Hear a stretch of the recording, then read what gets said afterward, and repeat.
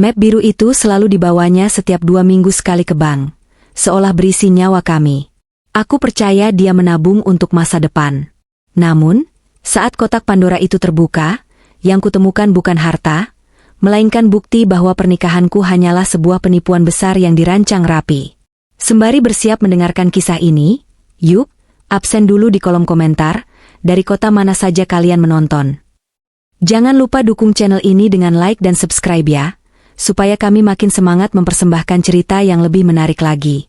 Uap panas mengepul dari wajan raksasa di hadapanku, membawa aroma santan, lengkuas, dan serai yang semerbak memenuhi seluruh penjuru dapur. Keringat sebesar biji jagung mengalir di pelipisku, membasahi kerudung instan yang kupakai asal-asalan. Tanganku yang terbungkus sarung tangan plastik sibuk, mengaduk 5 kilogram daging rendang yang mulai berubah warna menjadi kecoklatan pekat. Inilah duniaku setiap hari. Duniaku adalah dapur berukuran 4 kali 5 meter di belakang rumah kontrakan kami, tempat aku menggantungkan harapan dan masa depan. Namaku Nadia. Usiaku 30 tahun, dan aku adalah pemilik usaha catering, Dapur Ibu Nadia, yang sedang merintis naik. Orang bilang tanganku ini ajaib. Masakan apa saja yang kuolah pasti jadi rebutan. Namun, bagiku, keajaiban sesungguhnya bukan pada rasa masakanku, melainkan pada kemampuanku bertahan hidup dan menopang ekonomi keluarga sendirian. Sayang, kemeja biru mudaku di mana ya? Suara bariton yang lembut itu memecah konsentrasiku. Aku menoleh ke arah pintu dapur. Di sana berdiri Dimas, suamiku. Dia tampak segar sekali, kontras dengan penampilanku yang kumal dan bau bumbu. Rambutnya disisir rapi dengan sedikit pomade, wajahnya bersih tanpa celah, dan aromanya wangi parfum Woody yang selalu kubelikan setiap bulan. Ada di lemari gantung bagian depan, Mas. Sudah aku setrika tadi malam, jawabku sambil mengecilkan api kompor. Dimas tersenyum. Senyum itu. Senyum yang 5 tahun lalu membuatku jatuh cinta setengah mati. Senyum yang menyiratkan ketenangan dan perlindungan. Makasih ya, sayang. Kamu memang istri terbaik. Aku hanya mengangguk, lalu kembali fokus pada rendangku. Hari ini adalah hari Kamis. Kamis di minggu kedua bulan ini. Bagi kebanyakan orang, ini hanyalah hari biasa menjelang akhir pekan. Tapi bagi kami, atau lebih tepatnya bagi Dimas, hari ini adalah hari yang sakral. Ini adalah jadwal rutinnya pergi ke bank. Selama 5 tahun menikah, Dimas selalu menjalankan ritual ini dengan disiplin yang mengerikan. Setiap hari Kamis di minggu kedua dan minggu keempat, dia akan pergi ke bank pusat di tengah kota. Alasannya selalu sama, mengurus investasi dan tabungan masa depan kami. Dimas mengaku bekerja sebagai konsultan keuangan freelance. Dia bilang pekerjaannya tidak menuntutnya ngantor setiap hari, tapi dia yang mengatur aset klien-klien kakap. Karena itulah, aku mempercayakan seluruh pengelolaan keuangan rumah tangga dan hasil usaha cateringku padanya. Aku, yang hanya lulusan SMK Tata Boga, merasa minder jika harus berurusan dengan angka-angka rumit, saham, atau deposito. Biarlah Dimas yang ahli. Tugasku hanya mencari uang, tugas dia mengembangkannya. 10 menit kemudian, Dimas keluar dari kamar tidur. Dia sudah rapi dengan kemeja biru muda lengan panjang yang digulung sesiku, celana bahan hitam yang licin, dan sepatu pantofel mengkilap. Di tangan kanannya, dia memegang sebuah benda yang tak boleh disentuh oleh siapapun di rumah ini. Sebuah map plastik berwarna biru tua yang tebal. Map biru itu. Aku tidak pernah tahu apa isinya secara detail. Dimas bilang itu dokumen rahasia klien dan catatan aset kami yang tidak boleh tercecer. Pernah sekali aku iseng ingin membukanya saat dia mandi, tapi dia keluar dengan handuk melilit di pinggang dan menegurku dengan nada yang sangat dingin. Jangan lancang buka-buka privasi pekerjaanku, Nadia. Itu kode etik.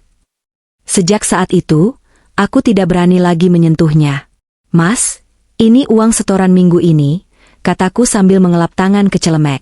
Aku berjalan menuju laci meja kasir kecil di sudut dapur.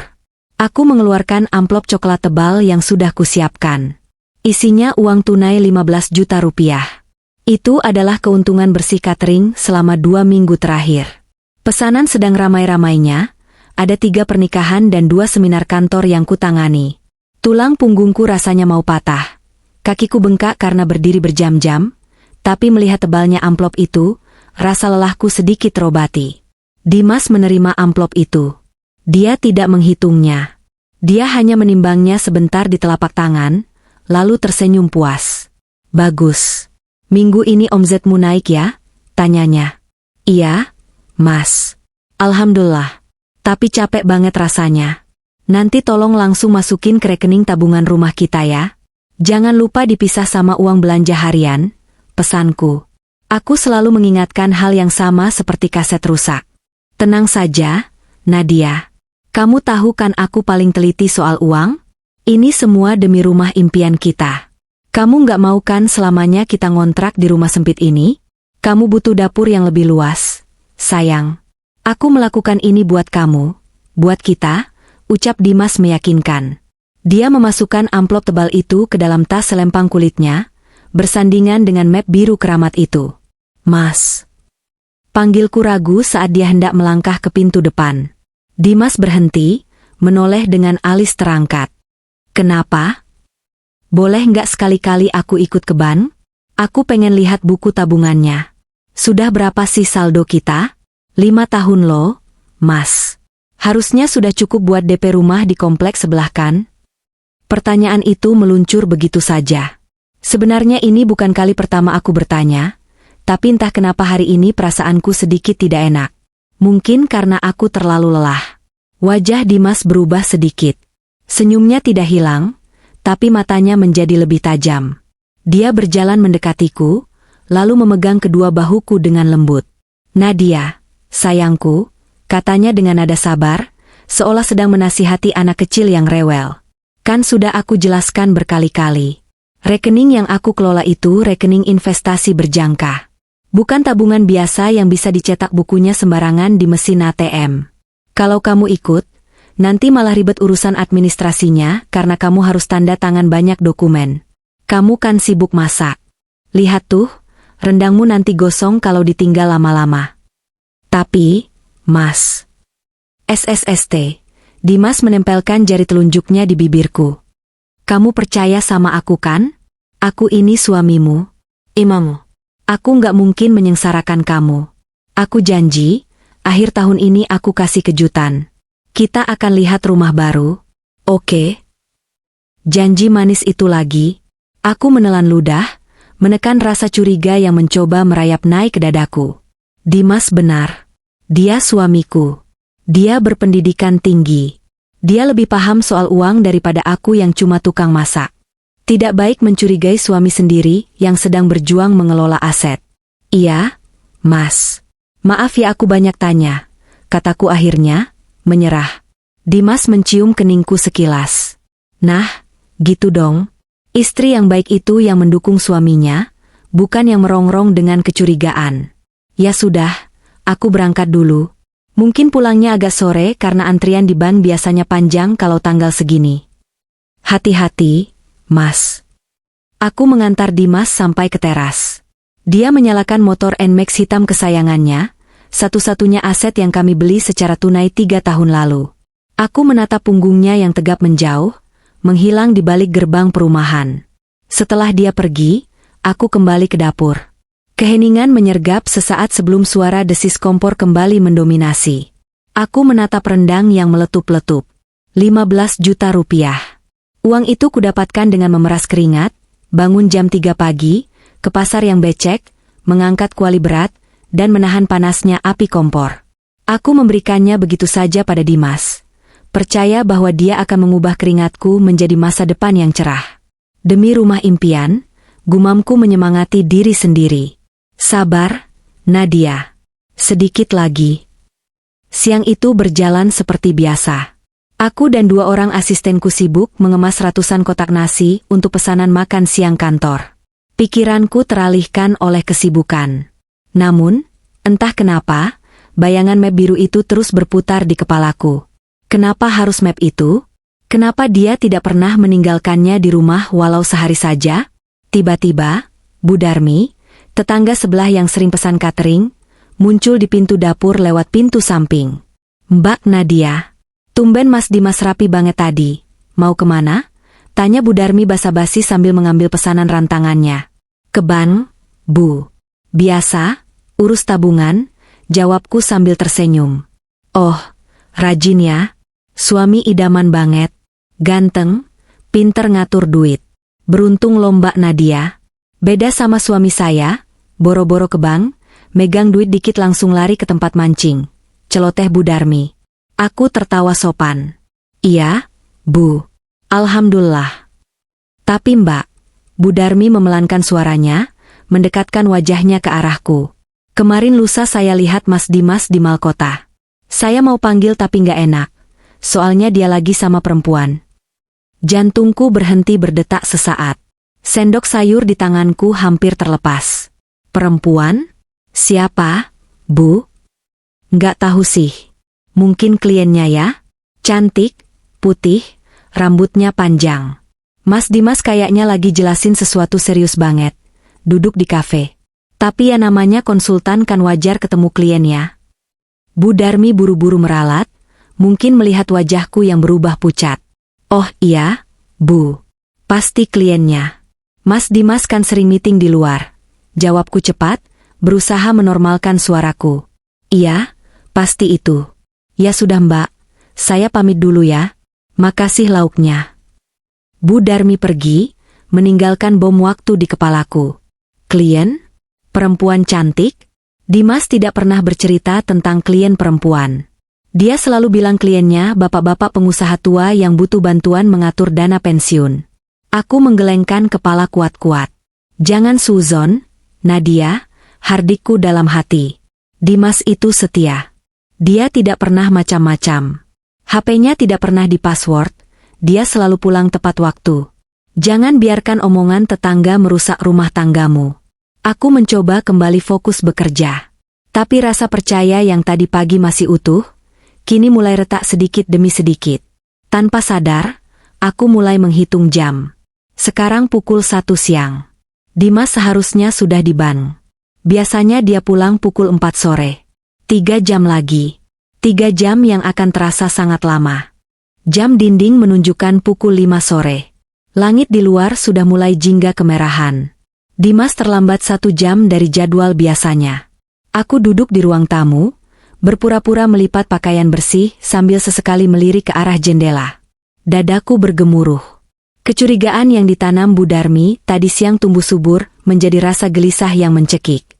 Suara motor berhenti di depan pagar membuatku tersentak. Itu dia.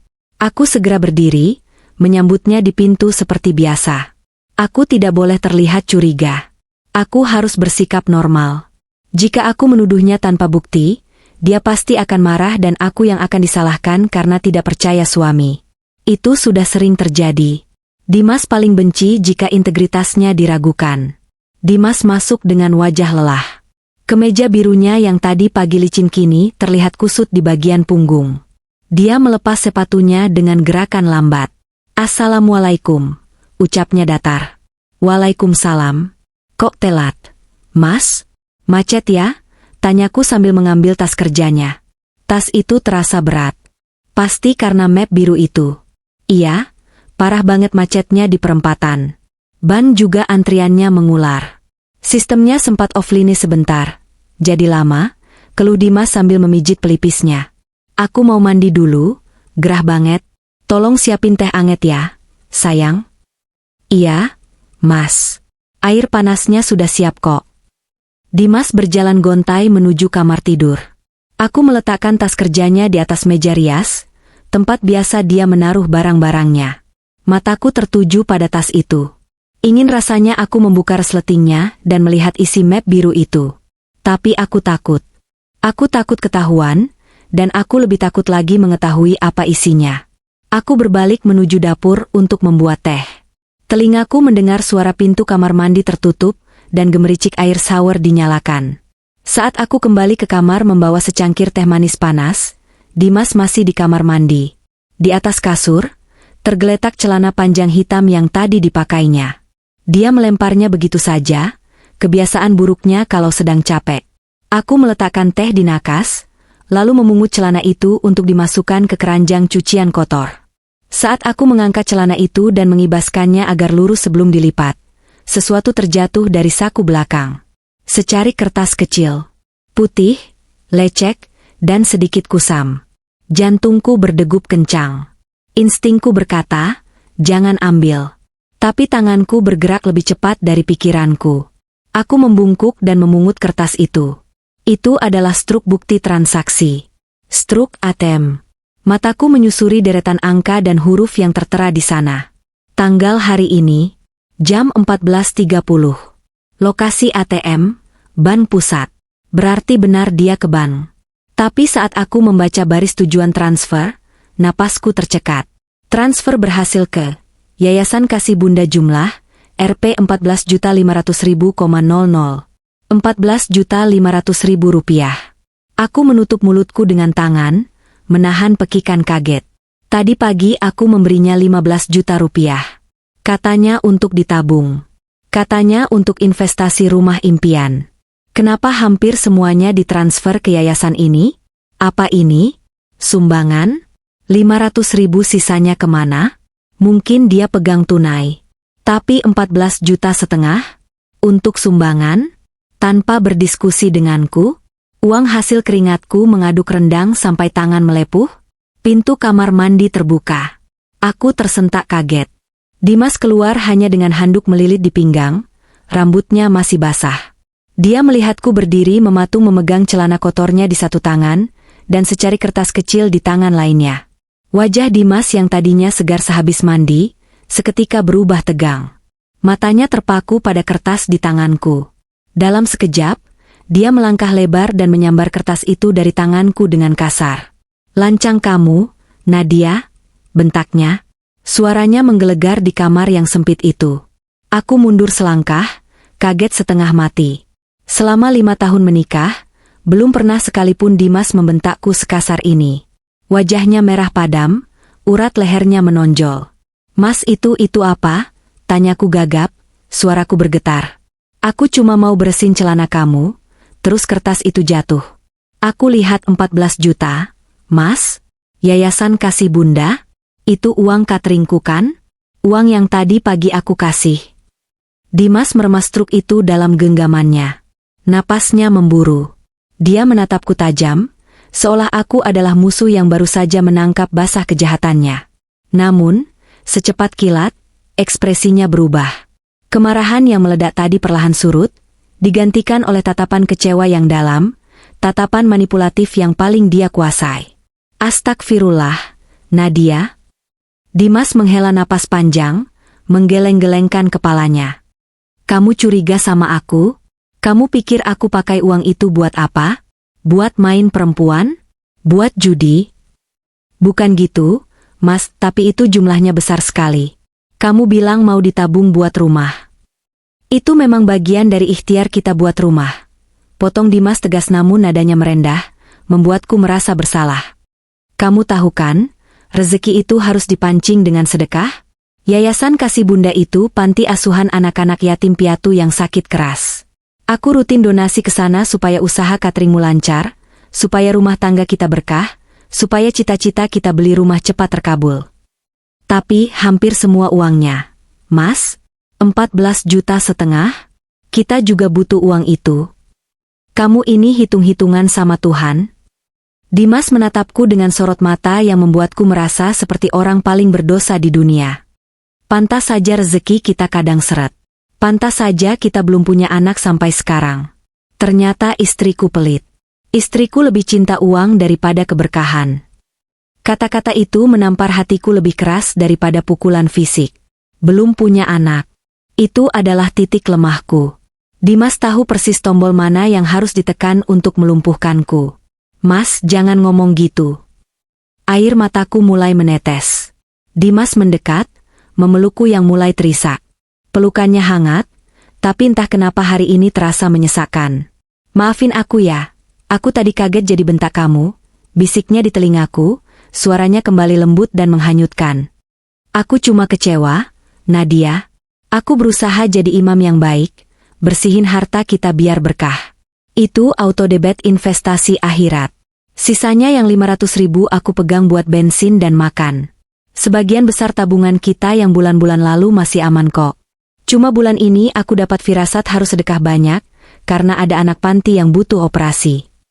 Aku menangis di dadanya. Rasanya campur aduk.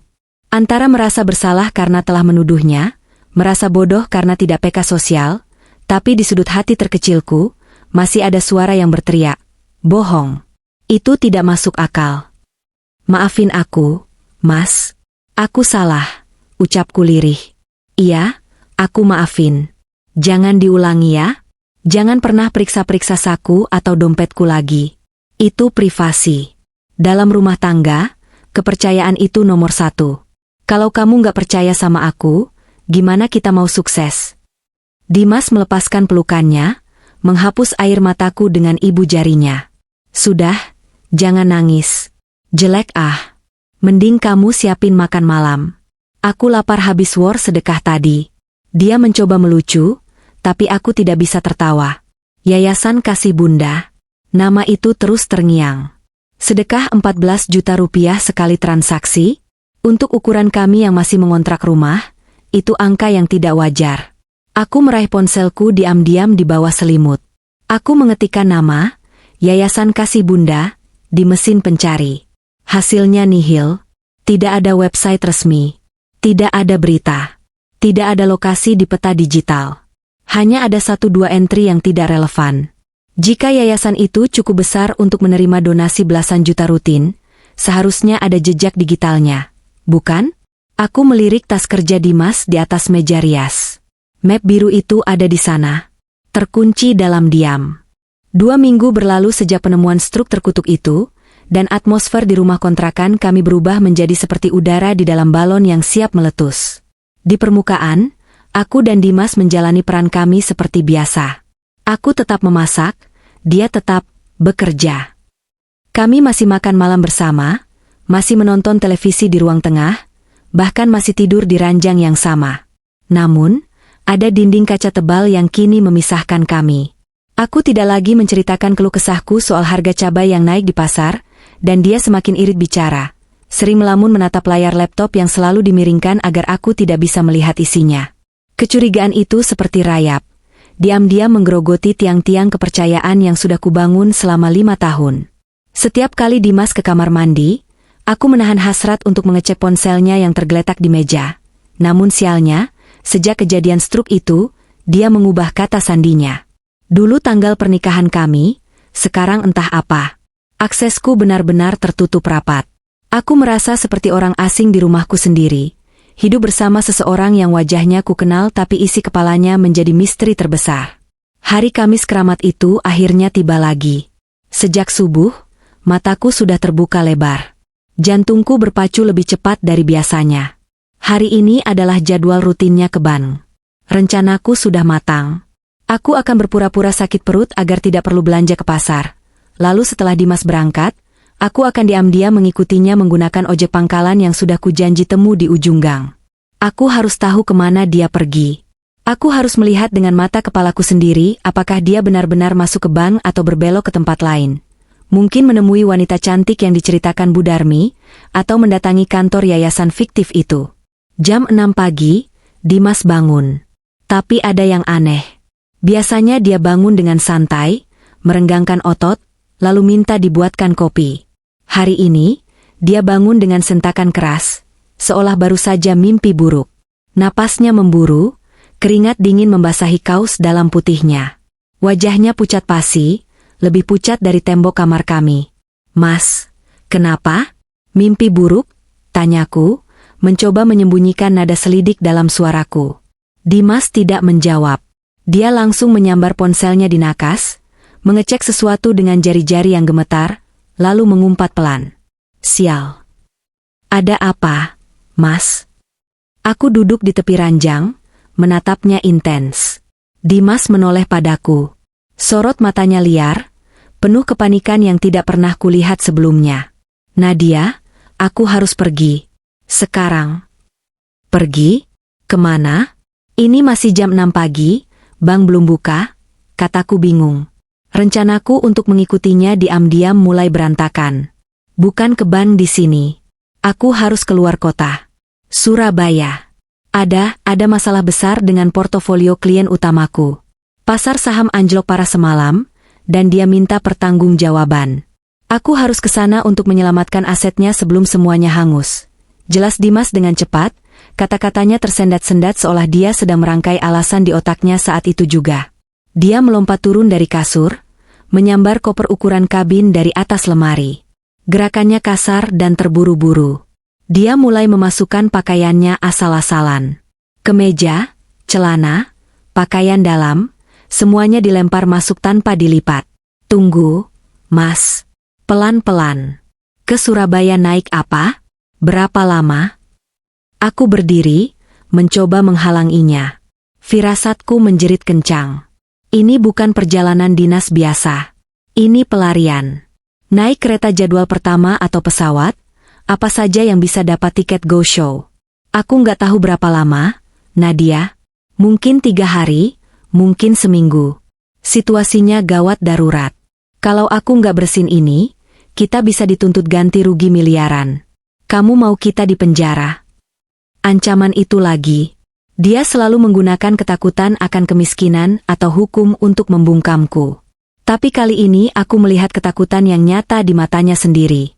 Dia bukan sedang menakutiku, dia sedang ketakutan setengah mati pada sesuatu.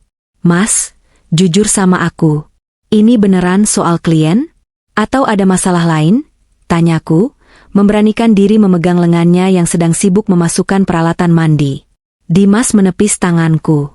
Bukan kasar, tapi tegas. Dia berhenti sejenak, menatapku dalam-dalam.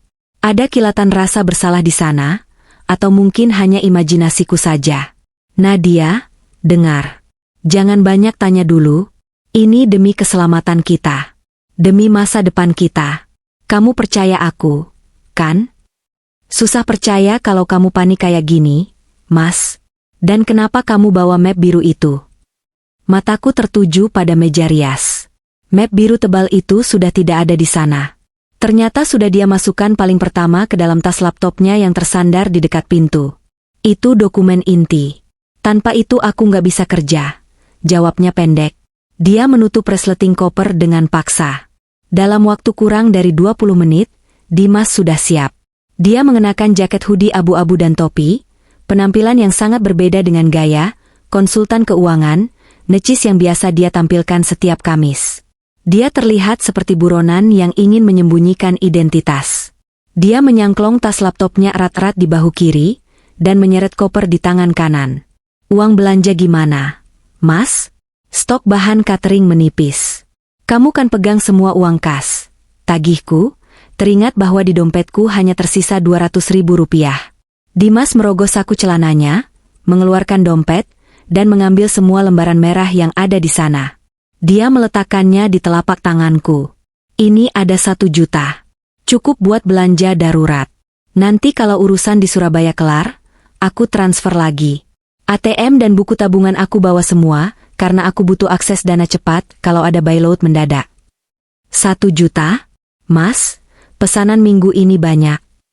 Cukup-cukupin, Nadia. Jangan manja. Bentaknya, membuatku terlonjak. Ini kedua kalinya dia membentakku dalam 2 minggu. Dimas berjalan cepat menuju pintu depan. Aku mengejarnya sampai ke teras. Motor NMAX-nya terparkir di sana, tapi dia tidak mengambil kuncinya. Aku naik taksi online ke stasiun. Motor biar di rumah buat kamu belanja, katanya. Sebuah mobil hitam sudah menunggu di depan pagar. Kapan dia memesannya? Aku bahkan tidak sadar. Sebelum masuk ke dalam mobil, Dimas berbalik.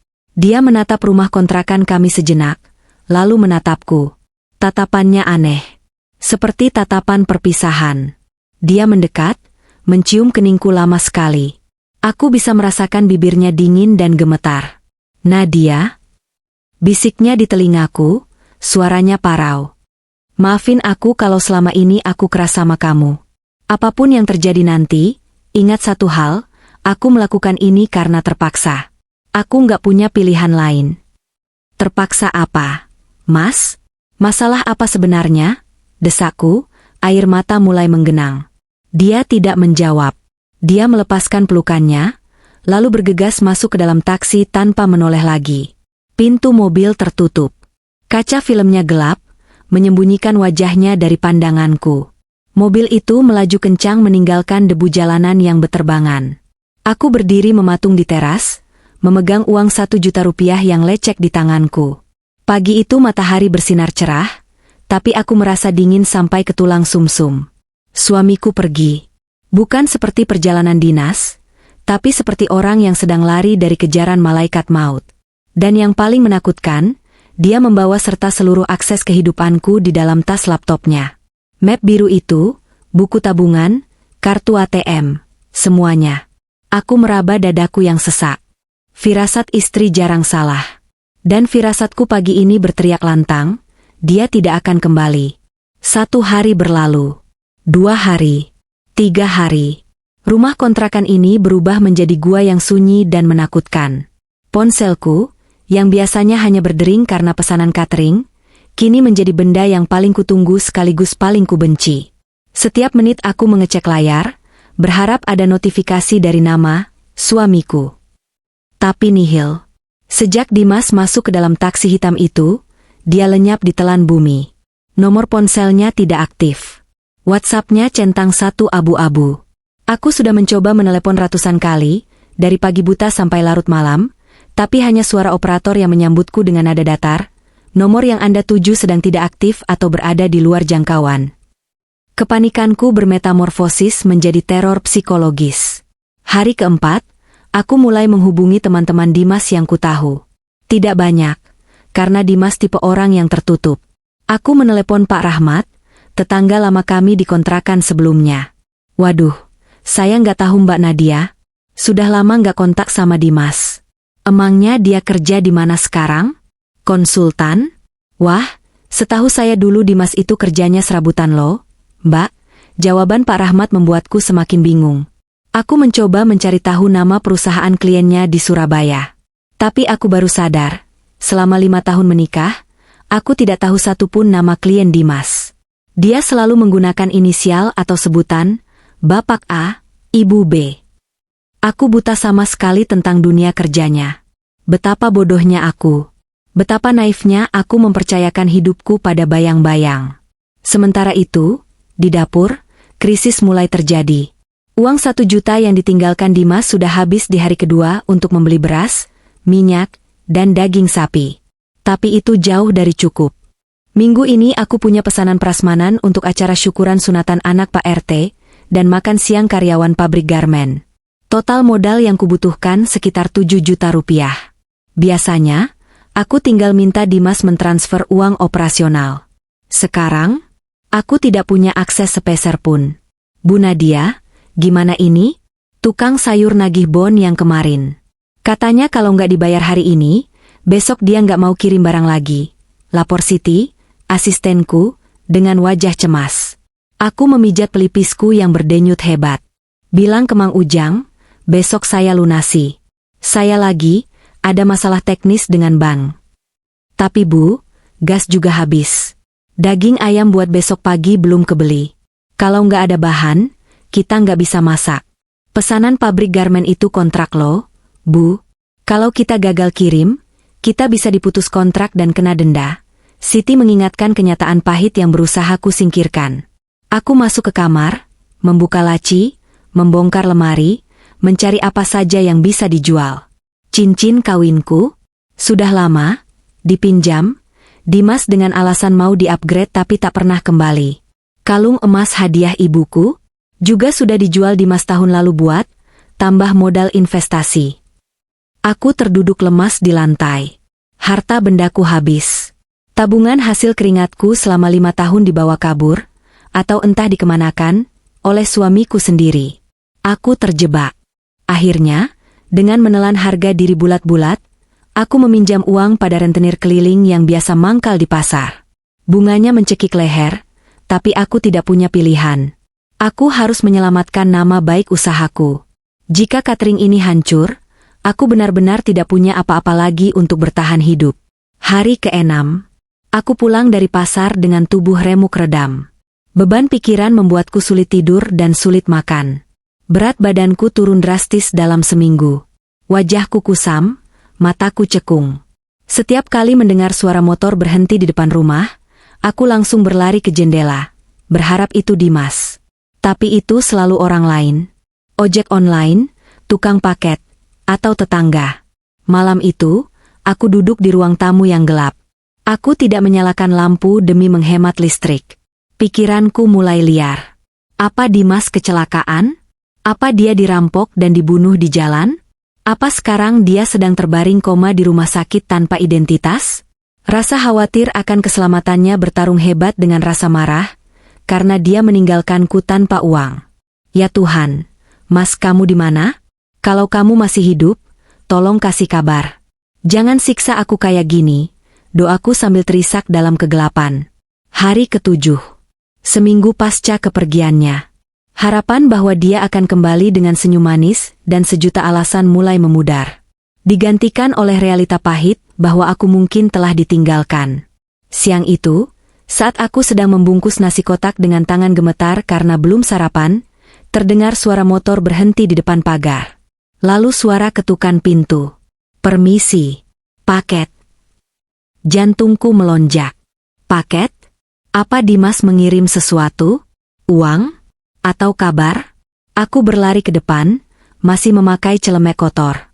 Di teras, berdiri seorang kurir berseragam rapi. Bukan kurir ekspedisi biasa, tapi kurir dokumen khusus. Di jaketnya tertera logo sebuah bank ternama. Bank yang sama tempat Dimas biasa pergi setiap 2 minggu sekali. Dengan Ibu Nadia? Tanya kurir itu, mengecek data di tabletnya. Iya, saya sendiri. Ada apa ya, Pak? Ini ada surat panggilan mendesak dari Bank Sentosa. Mohon tanda tangan di sini sebagai bukti penerimaan. Aku mengernyit. Surat dari bank? Untukku? Aku tidak punya rekening di sana. Semua rekening atas nama Dimas. Maaf, Pak. Ini salah alamat mungkin? Saya nggak punya urusan sama Bank Sentosa. Alamatnya benar, Bu. Dan ini ditujukan untuk Ibu Nadia Pratiwi, selaku ahli waris dan pemegang kuasa darurat dari Bapak Dimas Anggara. Sifatnya sangat segera, urgent. Ahli waris? Pemegang kuasa darurat? Lututku lemas mendengar istilah-istilah itu. Pikiranku langsung traveling ke hal terburuk. Apa Dimas mati? Apa ini surat pemberitahuan kematian? Dengan tangan gemetar hebat, aku menandatangani bukti terima. Kurir itu menyerahkan amplop putih tebal berlogo bank, lalu pergi. Aku duduk di kursi teras, tidak berani masuk ke dalam rumah. Di bawah sinar matahari siang yang terik, aku membuka amplop itu perlahan. Kertasnya tebal dan resmi. Isinya singkat, tapi mampu membuat duniaku berhenti berputar. Kepada YTH. Ibu Nadia Pratiwi. Dengan hormat, sehubungan dengan tidak adanya aktivitas dan konfirmasi dari penyewa Safe Deposit Box, SDB, nomor 404 atas nama Bapak Dimas Anggara selama 7 hari kalender, sesuai dengan klausul perjanjian khusus nomor, tertanggal seminggu yang lalu. Serta mengacu pada surat kuasa otomatis yang ditandatangani Bapak Dimas Anggara sebelum masa sewanya dibekukan, maka kami mengundang Ibu Nadia Pratiwi sebagai penerima kuasa tunggal untuk hadir di kantor cabang utama guna melakukan pembukaan paksa dan pengambilan isi SDB tersebut atau penyelesaian administrasi tertunggak. Harap membawa identitas diri dan surat ini. Kehadiran ibu sangat diharapkan selambat-lambatnya besok pagi. Aku membaca surat itu berulang-ulang sampai huruf-hurufnya kabur tertutup air mata. Safe Deposit Box? Kotak penyimpanan harta? Jadi selama ini Dimas bukan menabung di rekening biasa? Dia menyewa kotak besi di bank? Dan klausul 7 hari? Dimas menandatanganinya seminggu yang lalu, tepat di hari Kamis pagi sebelum dia kabur. Itu artinya dia sudah merencanakan ini. Dia tahu dia akan menghilang lebih dari seminggu. Dia tahu dia mungkin tidak akan kembali. Jadi dia menyiapkan surat kuasa ini agar aku, dan hanya aku, yang bisa membuka kotak itu jika dia gagal kembali. Apa isinya? Emas batangan? Uang tunai miliaran hasil investasinya? Atau dokumen yang menjelaskan kenapa dia lari? Rasa takut yang tadi mencengkeramku perlahan berubah menjadi rasa penasaran yang membakar. Ada jawaban di dalam kotak itu. Jawaban atas 5 tahun pernikahanku. Jawaban atas kemana perginya uang keringatku. Jawaban atas siapa sebenarnya lelaki yang tidur di sebelahku setiap malam. Aku meremas surat itu kuat-kuat. Baik, Mas, desisku pada angin kosong. Kamu mau main teka-teki? Besok aku akan datang. Aku akan buka kotak Pandora MU. Dan aku siap menghadapi setan apapun yang akan loncat keluar dari sana. Aku berdiri, menghapus air mataku kasar. Besok pagi, aku akan ke bank. Dan apapun yang kutemukan di sana, aku bersumpah tidak akan menangis lagi. Aku butuh jawaban, bukan air mata. Pagi itu, Jakarta terasa lebih dingin dari biasanya. Atau mungkin itu hanya perasaan tubuhku yang sedang menggigil karena ketakutan. Aku berdiri di depan cermin lemari yang retak di sudut, merapikan jilbab instan berwarna abu-abu yang kupakai. Wajahku di cermin terlihat asing. Lingkaran hitam di bawah mataku begitu pekat, pipiku tirus, dan bibirku pucat pasi tanpa polesan lipstik. Aku terlihat seperti wanita yang baru saja bangkit dari kubur, setelah seminggu dikubur hidup-hidup oleh ketidakpastian. Di dalam tas lempangku, amplop surat dari bank itu terasa berat, seolah berisi batu kali, bukan sekadar kertas. Aku memegang tas itu erat-erat, seakan takut isinya akan melompat keluar dan menggigitku. Hari ini adalah hari penentuan. Hari di mana aku akan membuka kotak Pandora yang ditinggalkan Dimas. Bu Nadia, hati-hati ya, sapa Siti, asistenku, saat aku melangkah keluar. Dia menatapku dengan pandangan iba yang menyakitkan. Dia tahu aku sedang hancur, dia tahu dapurnya sedang krisis, tapi dia tetap setia bertahan. Jaga rumah ya, Sid. Kalau ada tukang sayur nagih lagi, bilang tunggu saya pulang, pesanku singkat. Aku memesan ojek online menuju Bank Sentosa cabang utama di pusat kota. Perjalanan memakan waktu 45 menit, waktu yang cukup untuk membuat perutku mulas berkali-kali karena gugup. Sepanjang jalan, aku mencoba merangkai skenario di kepalaku. Apa isi safe deposit box itu? Skenario optimis. Isinya adalah tumpukan emas batangan atau uang tunai dalam mata uang asing. Mungkin Dimas benar-benar berinvestasi di instrumen berisiko tinggi dan sedang dalam masalah hukum. Jadi dia menyembunyikan asetnya di sana agar tidak disita, lalu kabur untuk mengamankan diri. Jika itu benar, setidaknya uang itu bisa kugunakan untuk menyelamatkan cateringku dan membayar utang rentenir. Skenario pesimis, kotak itu kosong. Dimas hanya mempermainkanku. Atau isinya hanya dokumen utang piutang yang akan menyeretku ke penjara bersamanya. Sesampainya di bank, gedung pencakar langit yang menjulang tinggi dengan kaca-kaca biru mengkilap itu membuatku merasa kerdil. Orang-orang berlalu lalang dengan pakaian necis, wangi, dan percaya diri. Sementara aku hanya memakai gamis sederhana yang warnanya sudah mulai pudar dan sandal teplek. Aku merasa seperti tidak pantas berada di sini. Dulu, setiap Kamis, Dimas masuk ke sini dengan kepala tegak. Sekarang aku mengerti kenapa dia selalu berpakaian rapi. Dia ingin membaur dengan dunia ini, dunia yang tidak pernah kumasuki. Aku melangkah masuk melewati pintu putar otomatis.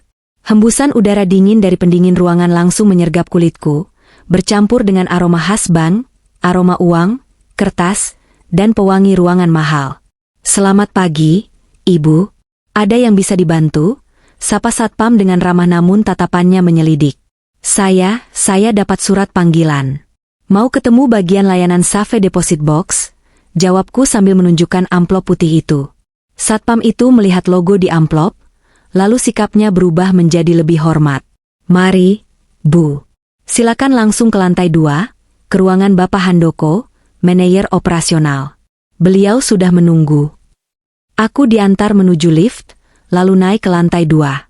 Di sana, seorang pria parubaya dengan setelan jas abu-abu sudah berdiri menyambutku di depan sebuah ruangan kaca. Ibu Nadia Pratiwi, tanyanya sambil mengulurkan tangan. Iya, Pak. Saya istri Dimas Anggara. Silakan duduk, Bu. Saya Handoko. Ruangan Pak Handoko sangat dingin dan sunyi. Dia menyuruh sekretarisnya membawakan teh hangat, tapi aku tidak menyentuhnya. Tenggorokanku terlalu tercekik untuk menelan air. Jadi begini, Bu Nadia, Pak Handoko membuka pembicaraan dengan nada hati-hati. Suami Ibu, Bapak Dimas, adalah nasabah prioritas kami untuk layanan penyewaan kotak penyimpanan harta atau SDB selama 5 tahun terakhir. Beliau sangat disiplin. Selalu datang setiap 2 minggu sekali untuk mengakses kotaknya. Aku mengangguk pelan. Iya, Pak.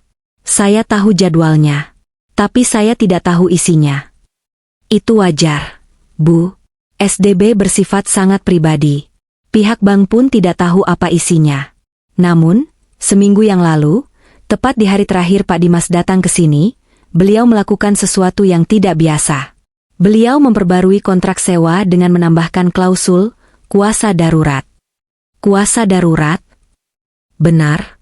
Beliau menandatangani surat pernyataan bahwa jika dalam waktu 7 hari kalender beliau tidak melakukan konfirmasi kehadiran atau tidak bisa dihubungi, maka hak akses SDB nomor 404 akan jatuh sepenuhnya kepada Ibu Nadia Pratiwi sebagai istri sah. Beliau sepertinya sudah memprediksi bahwa beliau akan pergi lama. Jantungku mencelos. Dimas tahu. Dia tahu dia tidak akan kembali hari itu juga. Dia merencanakan pelariannya dengan sangat detail, bahkan sampai memikirkan nasib kota ini. Lalu, kenapa dia menyerahkannya pada saya? Pak, kenapa dia tidak bawa saja isinya? Tanyaku bingung. Pak Handoko menggeleng. Saya tidak tahu alasan pribadinya, Bu. Mungkin isinya terlalu berat atau terlalu berisiko untuk dibawa dalam perjalanan. Yang jelas, secara hukum perbankan, kota itu sekarang menjadi hak Ibu. Apakah Ibu ingin membukanya sekarang? Iya, Pak. Saya ingin membukanya. Pak Handoko berdiri.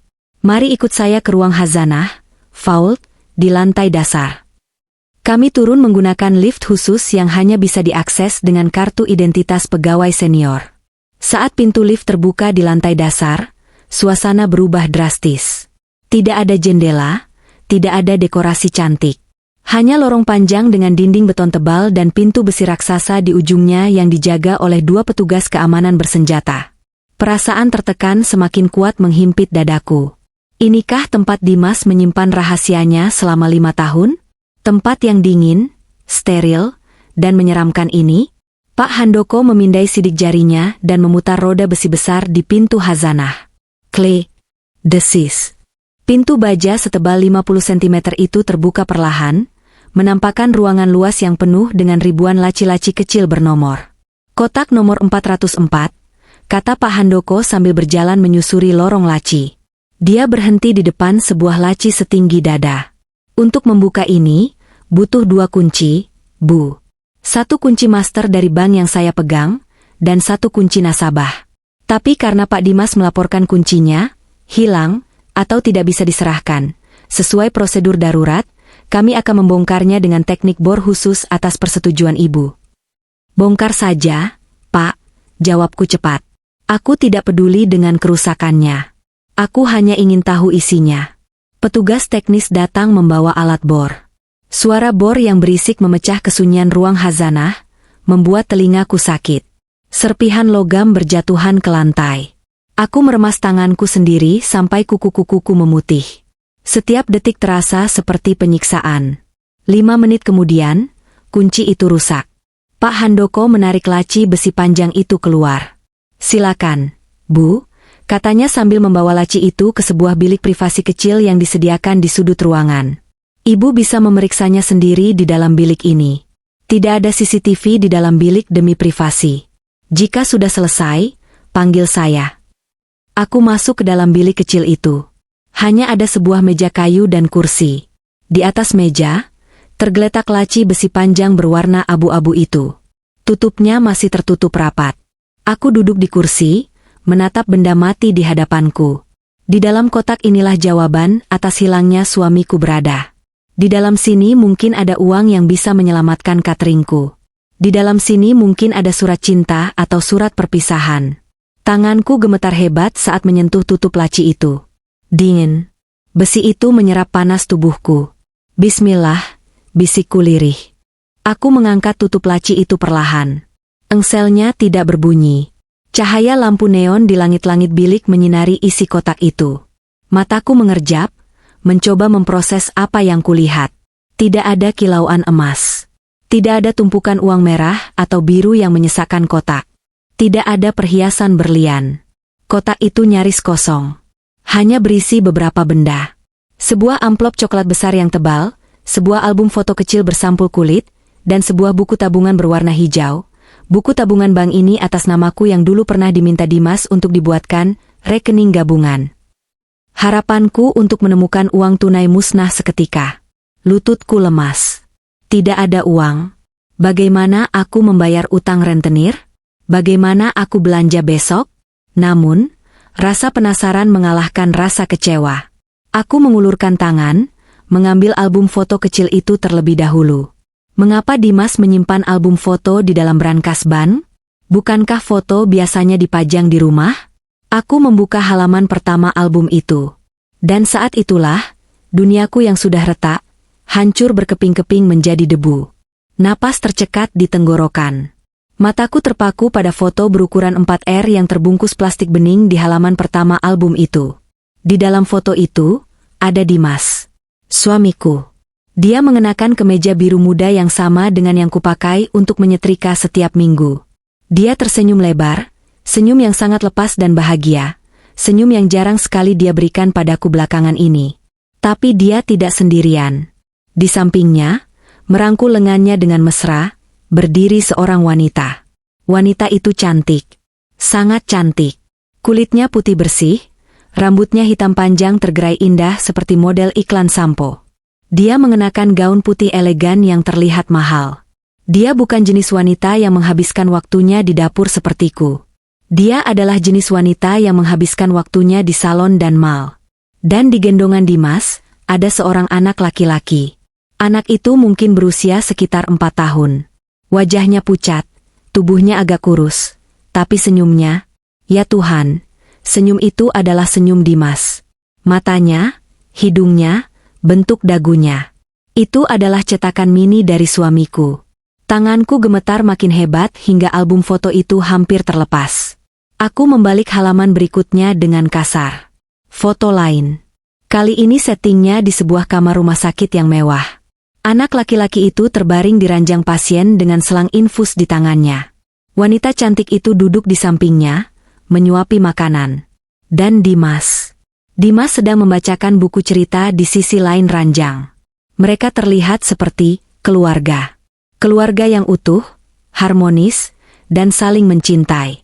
Di bawah foto itu, ada tulisan tangan Dimas dengan tinta hitam, "Jagoan ayah harus kuat. Ayah akan carikan uang buat operasi Dika. Ayah janji." Ayah. Kata itu menghantam dadaku seperti palu godam. Dimas adalah seorang ayah. Suamiku punya anak. Dan wanita itu, istri macam apa dia? Istri simpanan? Atau justru, akulah yang simpanan?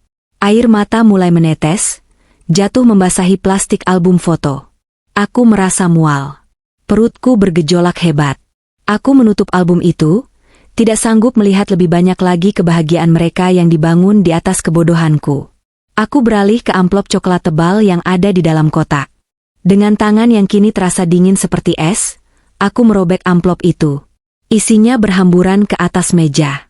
Bukan uang, melainkan tumpukan kertas kwitansi, faktur rumah sakit, dan rekam medis. Aku mengambil salah satu lembar rekam medis yang paling atas. Kop suratnya bertuliskan Mount Elizabeth Hospital, Singapore. Tanggalnya baru bulan lalu. Nama pasien, Andika Pratama, usia, 4 tahun, diagnosis biliari atresia, gagal hati kronis, tindakan, transplantasi hati, liver transplant, biaya estimasi, $350.000 Singapura, sekitar 4 miliar rupiah. Aku membaca angka itu dengan mulut ternganga. 4 miliar. Lalu mataku beralih ke tumpukan bukti transfer yang dijepit rapi di balik rekam medis itu. Bukti transfer rutin setiap 2 minggu sekali. Tanggal 10 Januari, 15 juta rupiah, keterangan, obat Dika. Tanggal 24 Januari, 18 juta rupiah, keterangan, terapi Dika. Tanggal 10 Februari, 20 juta rupiah, keterangan, tabungan operasi. Aku mengenali tanggal-tanggal itu. Itu adalah tanggal gajian cateringku. Itu adalah tanggal di mana aku menyerahkan amplop coklat berisi keuntungan usahaku kepada Dimas. Angka-angka itu cocok. Persis. Setiap rupiah yang kuserahkan padanya dengan harapan untuk ditabung demi rumah impian kami, ternyata langsung ditransfer ke rekening rumah sakit ini, atau ke rekening wanita itu. Jadi, Yayasan Kasih Bunda, yang kutemukan di Struk kemarin, itu bukan panti asuhan. Itu hanyalah nama samaran atau mungkin nama rekening donasi yang dia buat untuk anaknya sendiri. Aku mengambil benda terakhir di dalam kotak itu, buku tabungan Bank Sentosa atas namaku. Buku tabungan yang dulu Dimas buatkan dengan alasan, agar aset kita terpisah tapi tetap satu kontrol. Dia yang memegang bukunya, dia yang memegang ATM-nya. Aku membuka buku tabungan itu. Halaman pertamanya penuh dengan riwayat transaksi uang masuk. Setoran tunai, 15 juta rupiah transfer keluar, 15 juta rupiah. Setoran tunai, 22 juta rupiah transfer keluar, 22 juta rupiah. Halaman demi halaman, polanya sama. Uang masuk, lalu di hari yang sama atau besoknya, uang itu keluar lagi sampai digit terakhir. Aku membuka halaman paling belakang untuk melihat saldo akhir. Saldo, 0 rupiah. 0. Kosong. Hampa. Seperti hatiku saat ini. Aku menjerit. Jeritan tertahan yang menyakitkan di tenggorokan. Aku menutup mulutku dengan kedua tangan, membungkuk di atas meja, menangis sejadi-jadinya. Suaraku teredam oleh dinding bilik privasi yang kedap suara. Selama 5 tahun aku bekerja keras. Bangun jam 3 pagi, mengangkat kuali panas, kulit tanganku melepuh kena minyak, kakiku varises karena terlalu lama berdiri. Aku melakukan itu semua demi kami. Demi masa depan kami. Ternyata, aku hanyalah sapi perah. Dimas tidak pernah bekerja sebagai konsultan keuangan. Pekerjaan itu fiktif. Klien, yang dia temui adalah anak dan istrinya yang lain. Investasi, yang dia kelola adalah biaya pengobatan anaknya yang sakit keras. Dia tidak mencintaiku. Dia menikahiku karena dia butuh mesin uang. Dia butuh seseorang yang bodoh, penurut, dan pekerja keras untuk membiayai keluarga aslinya yang mewah namun sakit-sakitan. Foto wanita cantik itu terbayang lagi di kepalaku. Gaunnya yang indah, kulitnya yang mulus. Tentu saja dia mulus. Dia tidak perlu bekerja di dapur yang panas. Dia hidup dari uang keringatku yang ditransfer Dimas setiap 2 minggu. Aku yang bekerja, dia yang menikmati hidup sebagai nyonya. Bajingan kamu, Dimas. Desisku disela isak tangis. Biadab. Rasa sakit dikhianati karena perselingkuhan itu satu hal. Tapi dikhianati secara finansial dan emosional sedalam ini pembunuhan karakter. Dia mencuri masa mudaku. Dia mencuri impianku. Dia membuatku merasa bersalah karena kurang sedekah, padahal dia yang merampokku. Di tumpukan paling bawah, terselip sebuah amplop putih polos yang belum dibuka. Di depannya tertulis namaku, untuk Nadia. Tanganku yang basah oleh air mata meraih amplop itu. Ini pasti surat terakhirnya. Surat pengakuan dosa dari iblis berwajah malaikat itu. Aku tidak yakin sanggup membacanya, tapi aku harus tahu. Aku harus tahu seberapa jahat laki-laki yang pernah tidur di sampingku selama 5 tahun ini. Aku merobek ujung amplop itu dengan kasar. Kertas di dalamnya adalah kertas HVS biasa, ditulis dengan tulisan tangan Dimas yang rapi dan tegak bersambung. Tulisan yang dulu sering menuliskan kartu ucapan ulang tahun romantis untukku. Kini, tulisan itu terlihat seperti pisau yang siap menguliti sisa-sisa kewarasanku. Aku menarik napas panjang, mencoba menenangkan detak jantungku yang seakan mau meledak, dan mulai membaca baris pertama. Kertas itu bergetar hebat di tanganku, seirama dengan detak jantungku yang terasa ingin meledakkan rongga dada. Tulisan tangan Dimas yang rapi, tegak bersambung dengan tinta hitam yang khas, tertera di sana. Tulisan yang dulu sering kulihat di kartu ucapan ulang tahun atau catatan belanja, kini berubah menjadi vonis kematian bagi jiwaku. Aku menarik napas panjang yang terasa menyakitkan, seperti menghirup serbuk kaca, lalu mulai membaca baris demi baris surat jahanam itu. Untuk Nadia, jika kamu membaca surat ini, artinya aku sudah tidak ada di Indonesia. Jangan buang waktumu untuk mencariku, karena aku sudah menyiapkan identitas baru yang tidak akan bisa kau lacak. Mungkin saat ini aku sedang duduk di ruang tunggu rumah sakit di Singapura, atau mungkin aku sudah memulai hidup baru di negara lain. Nadia, aku tidak akan berbasa-basi meminta maaf karena aku tahu kata maaf tidak akan ada artinya buatmu sekarang. Aku hanya ingin menjelaskan satu hal, kenapa? Karena aku tahu, wanita polos sepertimu pasti akan menyalahkan dirimu sendiri. Jangan. Kamu tidak salah apa-apa. Salahmu hanya satu, kamu terlalu mudah dibohongi. Wanita di foto itu namanya Sarah. Dia adalah cinta pertamaku, belahan jiwaku, dan istriku yang sah secara agama sejak 6 tahun yang lalu, 1 tahun sebelum aku menikahimu. Anak laki-laki di gendongan itu, Dika, adalah anak kandungku. Darah dagingku. Dika lahir dengan kelainan hati yang parah. Biaya pengobatannya gila-gilaan, Nadia. Miliaran rupiah. Aku yang waktu itu cuma pengangguran, nyaris gila rasanya melihat anakku sekarat. Sarah tidak bisa bekerja karena harus menjaga Dika 24 jam. Kami butuh uang. Banyak uang. Dan cepat. Lalu aku bertemu denganmu. Ingat pertemuan kita di festival kuliner 5 tahun lalu? Itu bukan kebetulan. Aku sudah mengamatimu. Aku tahu usahamu sedang naik daun. Aku tahu kamu wanita pekerja keras, yatim piatu, lugu, dan sangat mendambakan keluarga. Kamu adalah target yang sempurna. Sapi perah yang ideal.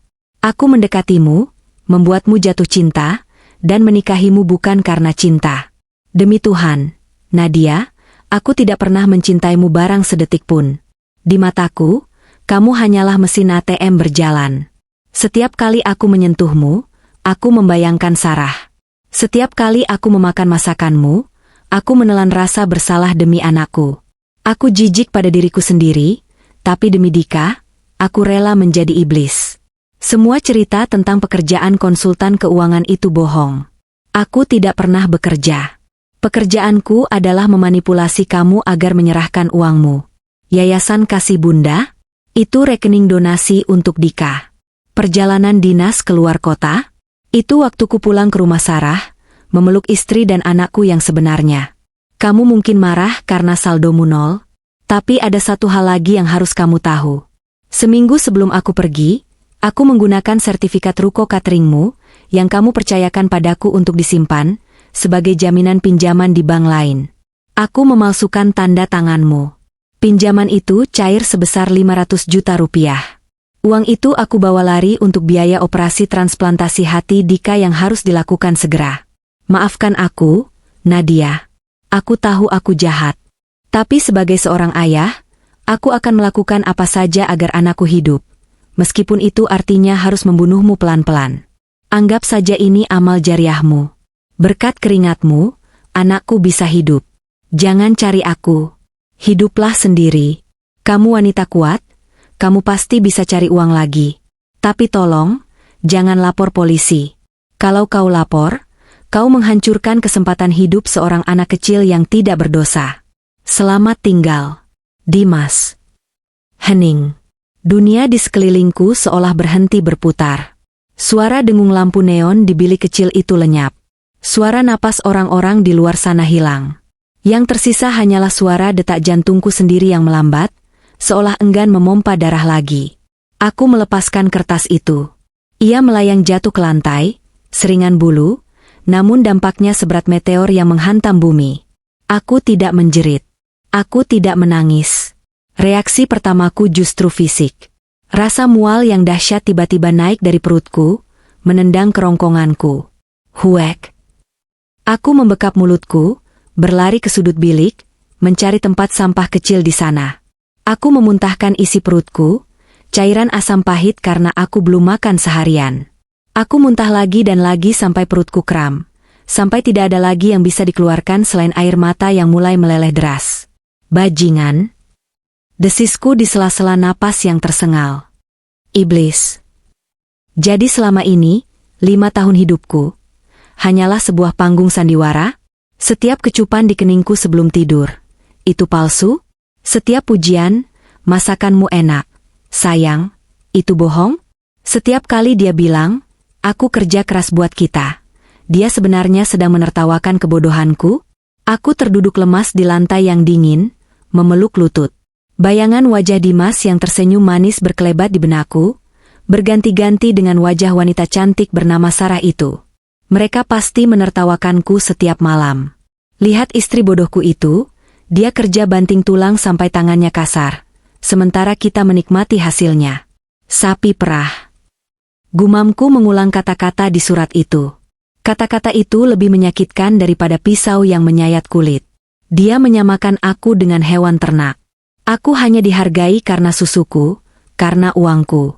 Begitu susunya habis, atau begitu dia butuh dagingnya, dia menyembelihku tanpa ampun. Dan bagian terburuknya, sertifikat ruko. Ruko tempatku usaha catering bukanlah milikku sepenuhnya. Itu warisan orang tuaku yang satu-satunya tersisa. Dimas menggadaikannya, 500 juta, dengan tanda tangan palsu. Itu artinya, selain kehilangan tabungan 5 tahun, aku sekarang punya utang 500 juta yang harus kubayar, atau tempat usahaku akan disita bank. Dia tidak hanya meninggalkanku di titik nol, dia menguburku hidup-hidup di dalam lubang utang. Ya Tuhan, apa dosaku? Raungku tertahan. Aku memukul-mukul dadaku yang sesak. Sakit sekali. Rasanya seperti jantungku dicabut paksa dari rongganya. Aku mengingat kembali momen-momen saat aku menolak membeli baju baru demi berhemat. Momen saat aku menolak ajakan teman-teman reuni karena takut boros. Aku hidup seperti orang miskin, makan seadanya, bekerja 18 jam sehari, demi rumah impian yang dijanjikan Dimas. Ternyata, aku sedang membiayai kemewahan istri lain. Aku sedang membiayai nyawa anak orang lain. Ana, Dimas bilang, anggap saja ini amal jariahmu. Betapa kejamnya kalimat itu. Dia menggunakan kepolosan dan aganaku untuk membenarkan kejahatannya. Dia berlindung di balik tameng, seorang ayah yang berjuang untuk anaknya. Tapi ayah macam apa yang menghancurkan hidup wanita lain demi anaknya sendiri? Itu bukan pengorbanan, Dimas. Itu perampokan. Aku menatap foto Dika di album yang masih terbuka di meja. Anak itu tidak bersalah. Dia sakit. Dia butuh hati baru. Tapi kenapa harus hatiku yang dihancurkan untuk menyelamatkannya? Kenapa bukan Dimas yang bekerja keras? Kenapa dia memilih jalan pintas dengan menghisap darahku? Lama aku meringkuk di sana, menangisi kebodohanku sendiri. Aku merasa kotor. Aku merasa hina. Aku merasa seperti sampah yang baru saja dibuang setelah diambil sarinya. To, to, to.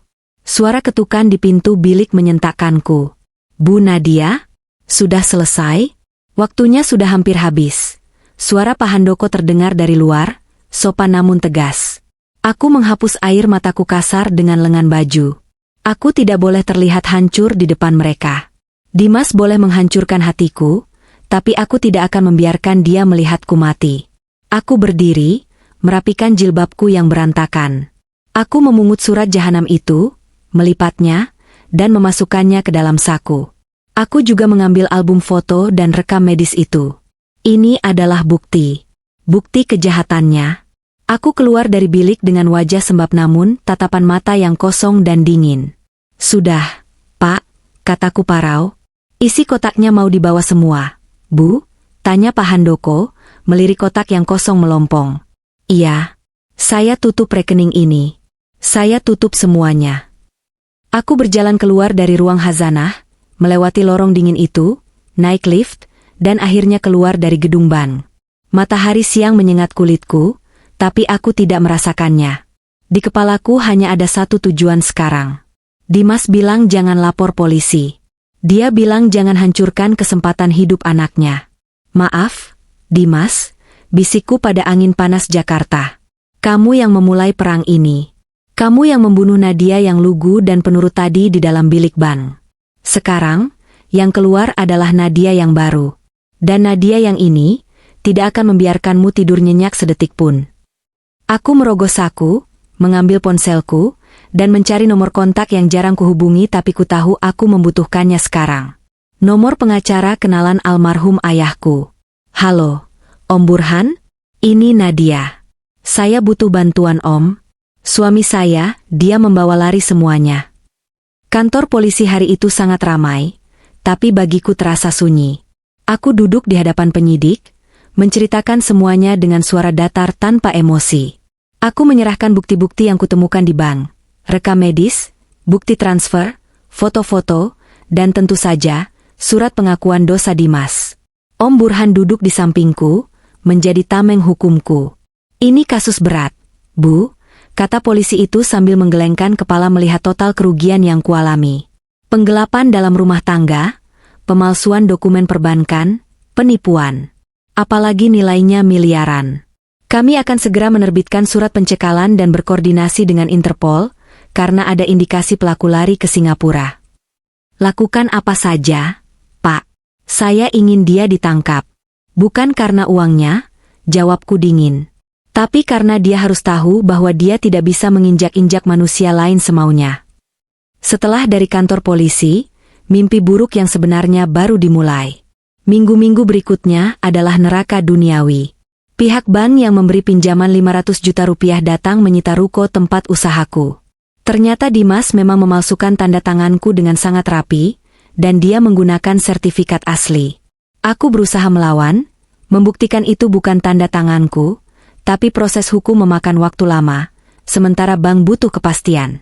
Akhirnya, aku merelakan ruko itu disita sementara. Usaha cateringku, dapur Ibu Nadia, yang kubangun dengan darah dan air mata, gulung tikar dalam semalam. Aku terusir dari ruko.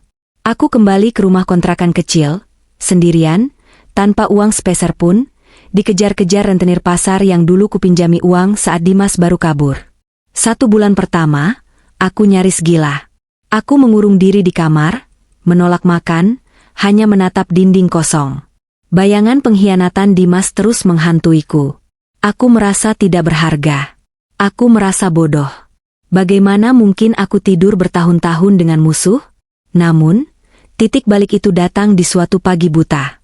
Aku terbangun karena suara azan subuh. Perutku perih karena lapar. Aku berjalan gontai ke dapur yang kosong melompong. Mataku tertuju pada sebuah wajan tua yang tergantung di dinding. Wajan gosong yang kupakai pertama kali saat merintis usaha nasi uduk 5 tahun lalu, jauh sebelum bertemu Dimas. Aku menyentuh wajan itu. Dingin dan berdebu. Tiba-tiba, memori itu kembali. Memori saat aku bangun jam 2 pagi, memasak sendirian, menjual nasi uduk di pinggir jalan, menabung receh demi receh sampai bisa sewa ruko. Itu semua aku lakukan sendiri. Sebelum ada Dimas, aku sudah bisa mencari uang. Sebelum ada Dimas, aku sudah kuat. Kenapa aku harus mati hanya karena satu laki-laki brengsek pergi? Tanyaku pada wajan itu. Dimas boleh mengambil uangku. Dia boleh mengambil rukoku. Tapi dia tidak bisa mengambil skillku. Dia tidak bisa mengambil rasa masakanku yang ada di lidah dan tanganku. Itu milikku. Hari itu juga, aku bangkit.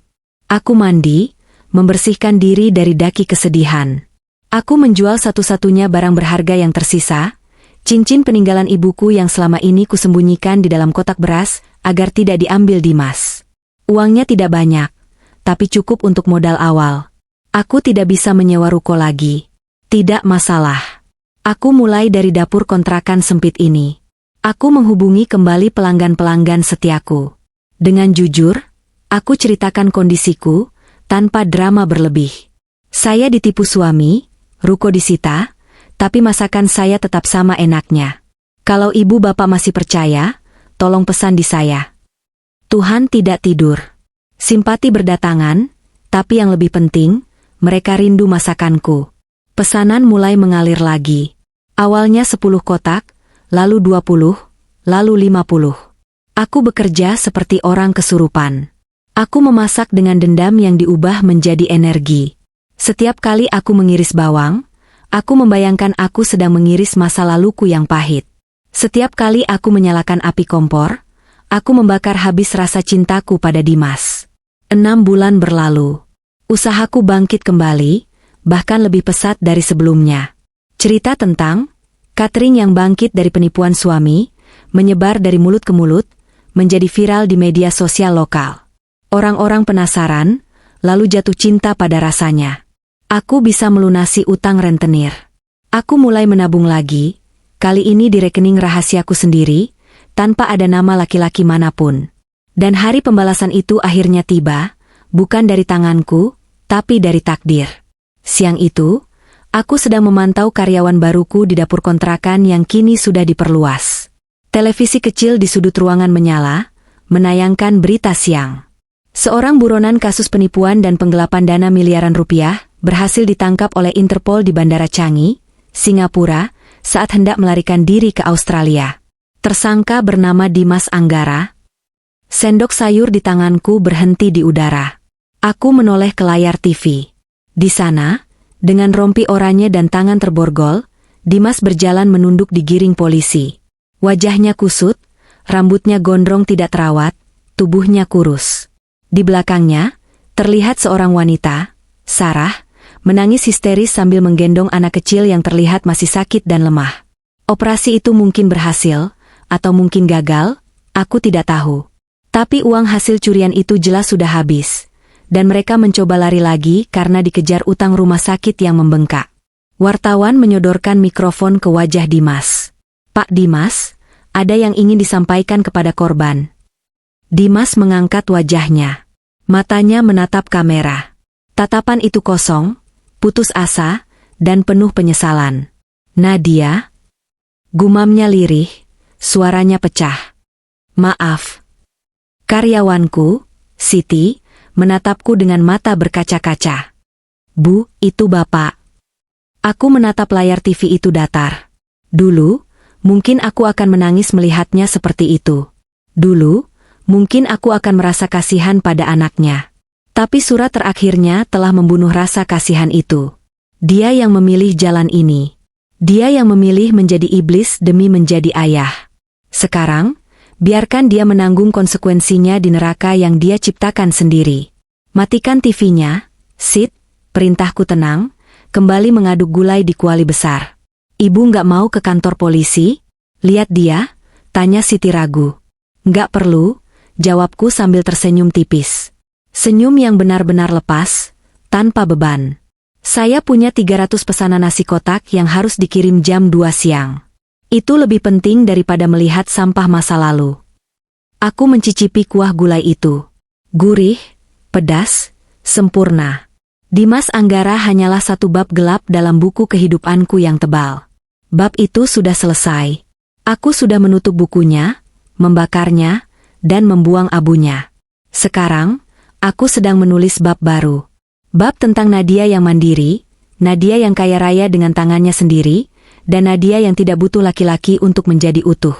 Di luar sana, sirine mobil polisi mungkin sedang meraung membawa Dimas ke penjara.